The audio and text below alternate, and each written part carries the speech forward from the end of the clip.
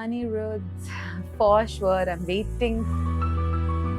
எனக்கு அவரை பார்த்தாலே கடவுள் பார்த்த மாதிரி தான் இருக்கும். அவ்வளோ அவரை பிடிச்சதுனால பார்த்த உடனே கொஞ்சம் அழுதுட்டேன் நான். நாங்க ஒரே ஸ்கூல்ல தான் படிச்சிருக்கோம். ஸோ அவர் என்னோட சீனியர் தான். ஒரு சில மியூசிக் காம்படிஷன் எல்லாம் பார்த்திருக்கோம். அவர் கீபோர்ட்லாம் வாசிச்சிருக்காரு நான் பாடும்போது. அந்த நிறைய கேர்ள்ஸ்க்கு அவர் மேல க்ரஷ்லாம் இருக்கும். அப்போவே இருக்கும். அவர் வந்தாலே வந்து இந்த கேர்ள்ஸ் தான் பேச ஆரம்பிச்சிருவாங்க. இந்த செயின்லாம் போட்டு இந்த மாதிரி ஹேர்லாம் இருக்கும். ஸோ அவர் வந்து சிம்பனி போய் பண்றது வந்து அவங்களுக்கு லண்டன்ல இருக்கிறவங்களுக்கு ஒரு பிளெஸிங் அப்படின்னு தான் நான் பாக்குறேன். ஸோ அதுக்காக அவர் தான் பெஸ்ட். ஸோ அவர்கிட்ட கத்துக்க நான் வந்து போயிருந்தேன். பட் அதெல்லாம் யாருக்கு கிடைக்கிற opportunity? It's so rare, right? அவர் வந்து அவ்வளோ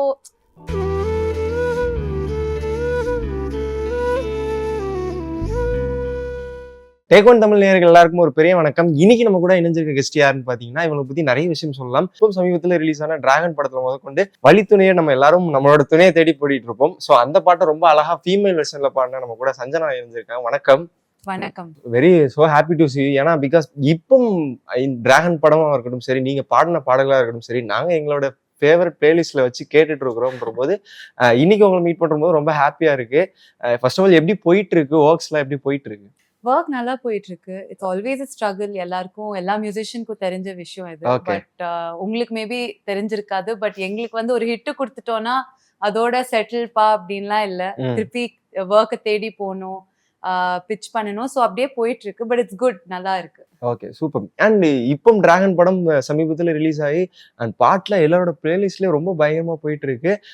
இந்த பாட்டு ரிலீஸ் ஆனதுக்கு அப்புறம் உங்களுக்கு வந்த ரெஸ்பான்ஸ் என்னவா இருந்துச்சு? ஸோ அதுக்கு நான் மியூசிக் டைரக்டர் லியான் ஜேம்ஸ்க்கு தான் ஒரு பெரிய தேங்க்யூ சொல்லணும். ஏன்னா ஃபர்ஸ்ட் அந்த மாதிரி ஒரு பியூட்டிஃபுல் சாங் அவங்க கம்போஸ் பண்ணியிருக்காங்க. ட்ராக்னு ஒரு கான்செப்ட் இருக்கு, உங்களுக்கு தெரியுமான்னு தெரியாது. பட் எவ்ரி சிங்கர் வந்து ஒரு பாட்டு பாடும்போது ஃபர்ஸ்ட் ஒரு ட்ராக் வெர்ஷன் இருக்கும். அதை பாடிட்டு அதுக்கப்புறம் டைரக்டர் கிட்ட காட்டுவாங்க, ப்ரொடியூசர்கிட்ட காமிப்பாங்க. எல்லாரும் ஓகே சொன்னதுக்கு அப்புறம் தான் அது ஃபைனல் ஆகும். சோ நிறைய வாட்டி என்ன ஆகும், ஒரு ட்ராக் நான் போய் பாடி இருப்பேன், ரிலீஸ் ஆகும்போது வேற யாரோ ஒரு சிங்கர் பாடி இருப்பாங்க.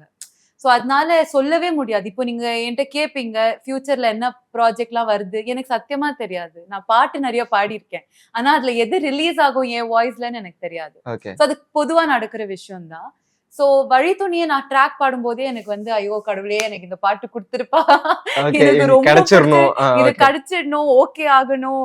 ஏன்னா எனக்கு ரொம்ப பாட்டே ரொம்ப பிடிச்சிருந்தது. ஃபர்ஸ்ட் டைம் வா ஓகே நல்லா இருக்கு இந்த பாட்டு அப்படின்னு எனக்கு தோணுச்சு. அண்ட் அது இல்லாம டர்புகா சிவாக்கு நான் ஒரு பாட்டு பாடியிருக்கேன் ஹரிச்சரனோட. அந்த பாட்டும் எனக்கு ரொம்ப பிடிச்ச பாட்டு. அண்ட் உண்மையான விஷயம் என்னன்னு பார்த்தோம்னா, ஸ்டார்டிங் ஃப்ரம் ஸ்டார்ட் இப்போ டிராகன் வரைக்கும் ப்ராஜெக்ட் பண்ணிட்டு இருக்கும்போது அந்த ஸ்டேஜ்ல யோசிக்கும் போது நம்ம இவ்வளவு தூரம் நமக்கு மக்கள் மத்தியில ஒரு ரெஸ்பான்ஸ் கிடைக்கும்னு யோசிச்சு பாத்தீங்களா அந்த டைம்ல?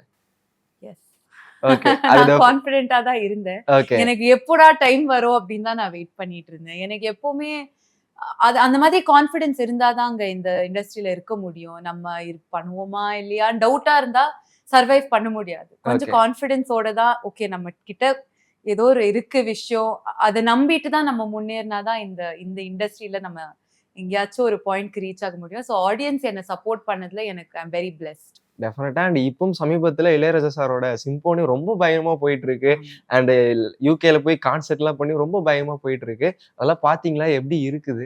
எனக்கு அவரை பார்த்தாலே கடவுள் பார்த்த மாதிரி தான் இருக்கும். எனக்கு அவரை அவ்வளோ பிடிக்கும். எல்லா ஜோன், எல்லா மூட், என்னோட எல்லா டைம்லயும் வந்து எனக்கு ராஜா சார் பாட்டு தான் வந்து எனக்கு துணையா இருந்திருக்கு. அவர் வந்து சிம்பனி போய் பண்றது வந்து அவங்களுக்கு லண்டன்ல இருக்கிறவங்களுக்கு ஒரு பிளெஸிங் அப்படின்னு தான் நான் பாக்குறேன். பிகாஸ் அவர் வந்து மியூசிக்லி ஒரு காட். ஸோ எனக்கு வந்துட்டு அவரை பார்க்கும் போதெல்லாம் வந்து அவ்வளோ ரெஸ்பெக்ட் அண்ட் அடோரேஷன் தான் இருக்கும். அவர் உங்ககிட்ட ஷேர் பண்ண விஷயம் என்னென்ன விஷயம்னா ஷேர் பண்ணியிருக்கேன். நான் வந்து அவர்கிட்ட போனது வந்து அவரோட ஷோல பாடுறதுக்கு போய் ஒரு வாட்டி மீட் பண்ணிட்டு ஆடிஷன் பண்ணலாம் தான் நான் போனேன். அவருக்கு நிறைய பாடி இருக்கேன் சின்ன வயசுல. பட் ரீசெண்ட் டைம்ஸ் நான் அவரை மீட் பண்ணதில்லை. ஸோ அதுக்குதான் போய் மீட் பண்ண அவரை. ஃபர்ஸ்ட் எனக்கு அவ்வளோ அவரை பிடிச்சதுனால பார்த்த உடனே கொஞ்சம் அழுதுட்டேன் நான் அந்த இதுல மொமெண்ட்ல. ஸோ அவரு ஏன் அழுற அப்படின்னு கேட்டாரு. இல்ல சார், எனக்கு ஒரு மாதிரி பயம், பிளஸ் எனக்கு உங்களோட மியூசிக் ரொம்ப பிடிக்கும், அதனால பயத்துல கொஞ்சம் அப்படின்னு சொன்னேன். பாடி முடிச்சது உடனே ஆடிஷன்ல செலக்ட் ஆயிட்டேன். அவர் ரெக்கார்டிங் ஒரு பாட்டு கூப்பிட்டாரு, நான் பாடிட்டேன். அப்போ நான் போய் பாடும்போது ஆப்வியஸ்லி நான் அழல. நான் போய் என்னோட பாட்டு பாடிட்டேன். அப்போ ஏன் இன்னைக்கு ஏன் அழல அப்படின்னு ஓ அப்படி கேட்டாரா? ஓகே. நீங்க என்ன சொன்னீங்க அதுக்கு? நான் என்ன சொல்ல முடியும்? இல்ல சார் கொஞ்சம் ஸ்ட்ரென்த் பண்ணி வந்த ஓகே. தைரியம்லாம் ஸ்ட்ராங்கா வந்துட்டேன். ஸ்ட்ராங்கா வந்துட்டேன் இன்னைக்கு அப்படின்னு தான் சொன்னேன். பட் அவர் இன்னும் ஜாலியா அப்படியே ஃப்ரீயா இருக்காரு. ரொம்ப ஹாப்பியா. ஸோ யுவன் சார் கூட ஒர்க் பண்ண எக்ஸ்பீரியன்ஸ் எப்படி? நான் யுவன் சாரோட 2 இயர்ஸ் இன்டர்னா ஒர்க் பண்ணியிருந்தேன். Okay. Actually not just as a singer. Okay. எனக்கு வந்து மியூசிக்ல நிறைய ப்ரொடக்ஷன்ல இன்ட்ரெஸ்ட் இருக்கு, கம்போசிங்ல இன்ட்ரெஸ்ட் இருக்கு. So Okay. சிங்கிங் மட்டும் கிடையாது. ஸோ அதுக்காக அவர் தான் பெஸ்ட். ஸோ அவர்கிட்ட கத்துக்க நான் வந்து போயிருந்தேன். ஒரு 2 வருஷம் அவங்களோட ஒர்க் பண்ணேன். யுவன் ரெக்கார்ட்ஸ், யுவன் சாரோட க்ளோஸா ஒர்க் பண்ணியிருக்கேன். ஸோ அவர் வந்து அவ்வளோ ஸ்வீட், ஒரு டவுன் டு அர்த் பர்சன். எனக்கு ஃபர்ஸ்ட் அவ்வளோ நர்வஸ்னஸ் இருந்தது. அவரை ஐயோ எப்படி அவர் கூட என்னோட சாங்ஸை நான் எப்படி ப்ளே பண்ணி காட்டுவேன், என்னோட ஆப்வியஸ்லி நான் லேர்ன் பண்ணிட்டு இருக்கேன் அப்படின்னு. பட் ரொம்ப என்கரேஜிங், எல்லாம் சொல்லி கொடுப்பாரு, ரொம்ப ஃப்ரீடம் கொடுத்தாரு. நிறைய நான் லேர்ன் பண்ணேன் அந்த அந்த சுச்சுவேஷன்ல. என்னையே வந்து சக்ரான்னு ஒரு படத்துல நானும் சார் ஒரு பாட்டு பாடியிருக்கோம், ஹர்லா ஃபர்லா. ஸோ அவரோட வோக்கல்ஸ் ஆக்சுவலி நான் தான் அன்னைக்கு உட்காந்து ரெக்கார்ட் பண்ணேன். ஓகே. நீங்க ரெக்கார்ட் பண்ணி. ஆமா. பட் அதெல்லாம் யாருக்கு கிடைக்கிற opportunity? It's so rare, right? அவர் வந்து அவ்வளோ ஃப்ரீடம் கொடுத்துட்டு இல்ல கத்துக்கோங்க அப்படின்னு சொல்லி கொடுத்த ஸ்பேஸ் தான். ஸோ அவர் வந்து ரொம்ப ரொம்ப ஸ்வீட். அண்ட் இந்த மியூசிக் டைரக்டர் கூட நான் கண்டிப்பா ஒர்க் பண்ணா எனக்கு இன்னும் ரொம்ப நல்லா இருக்கும் அப்படின்னா யார் சொல்லுங்க? Anirudh for sure. I'm waiting after 2 to 2. நாங்க ஒரே ஸ்கூல்ல தான் படிச்சிருக்கோம். So Okay. அவர் என்னோட சீனியர் தான். ஆஹா. பட் நான் அவரை மீட் பண்ணதில்ல ஸ்கூல்ல. சோ அவர் வேற பிரான்ச், நான் வேற பிரான்ச். ஓகே. பட் ஒரு சில மியூசிக் காம்படிஷன் எல்லாம் Connect பார்த்திருக்கோம். அவர் ஆகுற மாதிரி. கீபோர்ட்லாம் வாசிச்சிருக்காரு நான் ஓகே. பாடும்போது. அந்த டைம்ல எப்படி இருந்தாரு? ஸ்கூல் படிக்கும் போதெல்லாம் எப்படி இருந்தாரு? அவர் எப்பவுமே ஒரு குரூப் ஆஃப் பீப்புளோட இருப்பாரு. ஓகே. கூலா இருப்பாரு. இந்த செயின்லாம் போட்டு ஓகே. இந்த மாதிரி ஹேர்லாம் இருக்கும். சோ அந்த நிறைய கேர்ள்ஸ்க்கு அவர் மேல கிரஷ்லாம் Crush இருக்கும். அப்பவுமே. அப்பவே இருக்கும். அவர் வந்தாலே வந்து இந்த கேர்ள்ஸ் தான் பேச ஆரம்பிச்சிருவாங்க. ஓகே. சோ அந்த டைம்ல வந்து ஒரு ஒரு பஜன் காம்படிஷன்ல நான் பாடி அவர் பின்னாடி கீபோர்ட்லாம் வாசிச்சிருக்காரு. ஆஹா.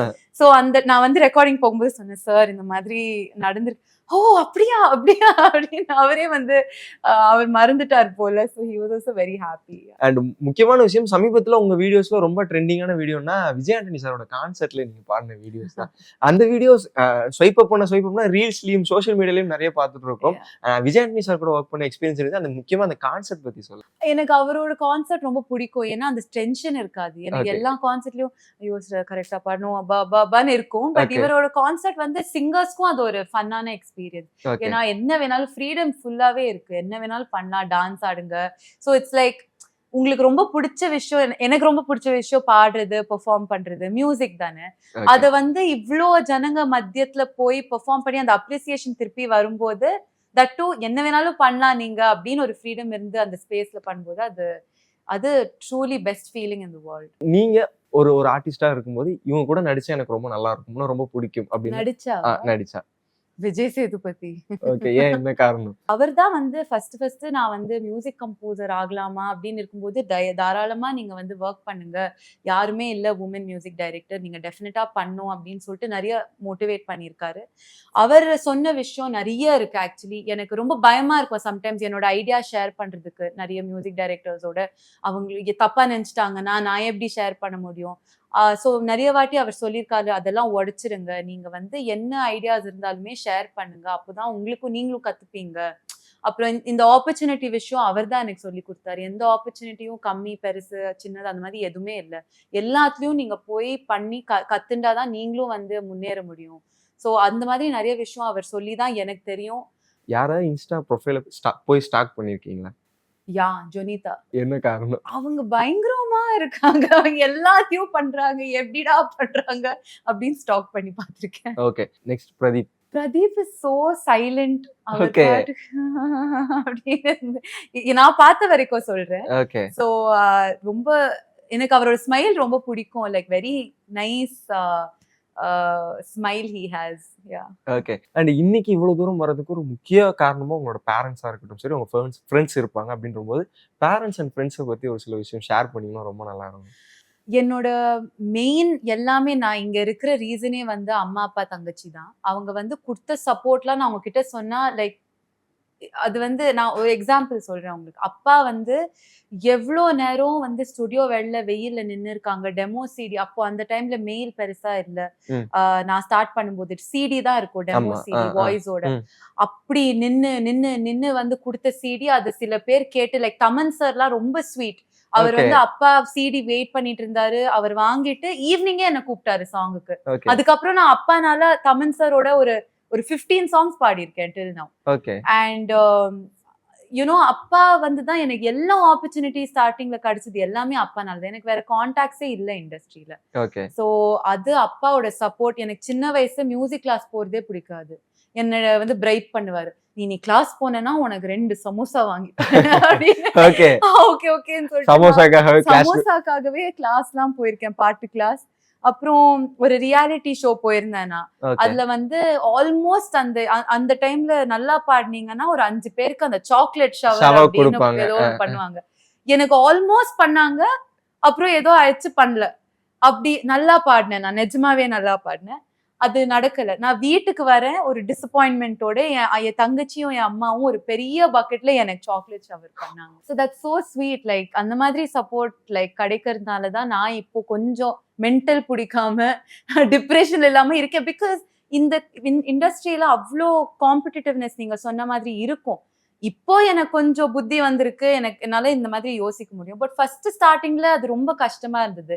ஏன் எனக்கு வாய்ப்பு வரல? ஏன் நான் நல்லா தானே பாடுறேன். என்ன ஆச்சு? அந்த மாதிரி நிறைய டவுட் இருக்கும். ஒருவேளை நம்ம தான் யோசிக்கிறோமோ, நம்ம பயங்கரமா பாடுறோம்னு, நம்ம வேஸ்ட் அந்த மாதிரிலாம் மைண்டுக்கு வரும்போது பேரண்ட்ஸ், ஃபேமிலி சப்போர்ட்னால ஈஸியா வெளில வந்துது. சில டைம் நம்ம பாட வேண்டிய பாட்டு வேற ஒருத்தங்க போலாம். அந்த ஒரு விஷயம்ல ஒரு மைண்ட் செட் இருக்கும்.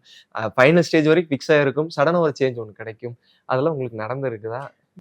டெஃபினெட்லி. எனக்கு ஆக்சுவலி நான் ஒரு பாட்டு பேர் எக்ஸாம்பிளே தரேன். நான் வந்து வெரி ஏர்லி ஆன் என்னோட கரியர்ல வந்து கொஞ்சி பேசிட வேணாம் தெரியுது. ஆமா.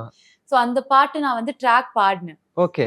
அது என்ன ஆயிடுச்சுன்னா, இல்ல வாய்ஸ் ரொம்ப யங்கா இருக்கு. கொஞ்சம் கேரக்டர் கொஞ்சம் ஓல்டரா இருக்கிறதுனால, நான் அப்போ I think I was 19 or 20 years old அந்த பாட்டு பாடும்போது. I'm not sure. But lead character கொஞ்சம் இன்னும் வயசா இருக்கு அவங்களுக்கு. வாய்ஸ் மேட்ச் ஆகல அப்படின்னு வந்து மூவ் ஆன் பண்ணிட்டாங்க. பட் அந்த பாட்டு அதுக்கப்புறம் சித்ராமா பாடி, அதுக்கப்புறம் அந்த ரெஸ்பான்ஸ் அவ்வளோ சூப்பரா இருந்து, அது நேஷனல் அவார்ட்லாம் வின் பண்ணிடுச்சு. So it's obviously I understand. எனக்கு புரியுது. கரெக்ட் சிச்சுவேஷனுக்கு ஏத்த மாதிரி என்னோட வாய்ஸ் செட் ஆகல, ஒர்க் அவுட் ஆகல. ஓகே. பட் அது உள்ள ஒண்ணு இருக்கும் இல்ல, இந்த பாட்டு எனக்கு கிடைச்சு செட் ஆனதுக்கு அப்புறம் இவ்ளோ ரெஸ்பான்ஸ் வந்திருந்தா இன்னும் கொஞ்சம் ஒரு பெட்டர் ஸ்டேஜ்ல இருந்திருப்போம் அப்படின்னு அந்த எப்பவுமே அந்த வருத்தம் இருக்கும். அந்த மாதிரி நிறைய பாட்டு இருக்கு. அதை நம்ம ஃபேஸ் பண்றதே ஒரு பெரிய விஷயமா இருக்கும். இதெல்லாம் எப்படி எடுத்துப்பீங்க? லைக் ஸ்டார்டிங்ல எனக்கு கொஞ்சம் ஜெலஸா இருக்கும். நான் ஃப்ராங்காவே சொல்லிடுறேன். ஸ்டார்டிங்ல எனக்கு பார்க்கும்போது, நான் இந்த பாட்டு நல்லா பாடியிருப்பேனே, எனக்கு ஏன் வரல அப்படின்னு தோணும். பட் இப்போ லைக் நிறைய பார்த்ததுனால நிஜமாவே இப்போ எப்படி இருக்குன்னா, நம்மளுக்கு வர வேண்டியதை வந்து சேர்ந்துடும். நம்ம ஹார்ட் ஒர்க் பண்றது பண்ணிட்டோம்னா இந்த சக்சஸ், என்னோட சக்சஸும் இன்னொரு சிங்கர் ஒரு இன்னொரு ஆர்டிஸ்டோட சக்சஸோட கம்பேரே பண்ண முடியாது. எல்லார் ஜேர்னியும் டிஃப்ரெண்டா இருக்கும். மேபி 5 இயர்ஸ் எதுவுமே இல்லாம திடீர்னு ஒரு 2 இயர்ஸ்ல எங்கேயோ போயிடலாம். இல்லைன்னா 5 இயர்ஸ் கன்சிஸ்டன்டா ஹிட் கொடுத்து அதுக்கப்புறம் காணாம போயிடலாம். ஸோ எது வேணாலும் நடக்கலாம் நம்ம இண்டஸ்ட்ரியில. அதனால முக்கியமான எனக்கு ரொம்ப பீஸ் கொடுக்குற விஷயமே இதுதான். நான் யாரோடையும் என்னோட சக்சஸ் கம்பேர் பண்றது நிறுத்திட்டேன் எப்போவும். என்னோட ட்ராக் நான் தனியா அப்படியே என் ஜேர்னி, என் பாதை அப்படின்னு அப்படியே நான் போயிட்டு இருக்கேன். அண்ட் இந்த இன்டர்வியூ ரொம்ப அழகா போச்சு. அண்ட் எங்களுக்காக ஒரு சின்ன பாட்டு ஒரு பாடி முடிச்சீங்கன்னா ரொம்ப நல்லா இருக்கும். தங்கமேன்னு சொன்னியே, வைரமேன்னு வழிஞ்சியே, how can you do this to me? ஓ பேபின்னு ஆசையா கொஞ்சி கொஞ்சி கவுத்தியே, how dare you do this to me? I love you too, Najma, I love you too.